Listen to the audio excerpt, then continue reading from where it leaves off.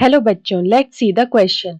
The question is cardiac center can moderate the cardiac functions through. तो यहाँ पे question पूछा है जो कार्डियक सेंटर है वो it can moderate the cardiac functions through which of the following, मतलब कार्डियक फंक्शंस किसके यहाँ पे थ्रू कंट्रोल होता है.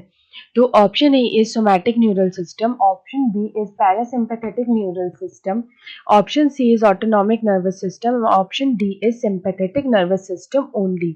तो यहाँ पे अगर हम इस क्वेश्चन को देखें कि किस तरह से यहाँ पे कार्डियक फंक्शंस कंट्रोल होता है, तो सबसे पहले हम बात करते हैं कि कार्डियक फंक्शंस जो होता है वो डायरेक्टली रिलेटेड होता है टू हार्ट रेट. तो यहाँ पे हमसे बेसिकली ये पूछ रहा है कि हार्ट रेट जो है वो यहाँ पे कौन कंट्रोल करता है. तो हार्ट रेट कंट्रोल होता है by two branches of autonomic nervous system. तो यहाँ पे हम लोग लिख सकते हैं ऑटोनॉमिक नर्वस सिस्टम के जो दो ब्रांचेस होते हैं वो यहाँ पे हार्ट रेट को कंट्रोल करते हैं. ऑटोनॉमिक नर्वस सिस्टम जो होता है वो एक इनवॉल्यूंटरी नर्वस सिस्टम होता है, मतलब कि वो हमारे कंट्रोल में नहीं होता है.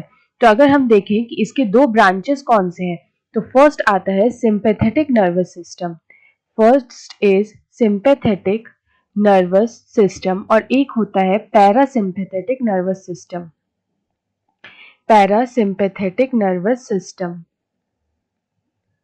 तो यहाँ पे अगर हम देखें कि सिंपैथेटिक नर्वस सिस्टम किस तरह से काम करता है, तो यहाँ पे सिंपैथेटिक नर्वस सिस्टम जो होता है ये यहाँ पे हार्मोन्स रिलीज करता है लाइक कैटेकोलामाइंस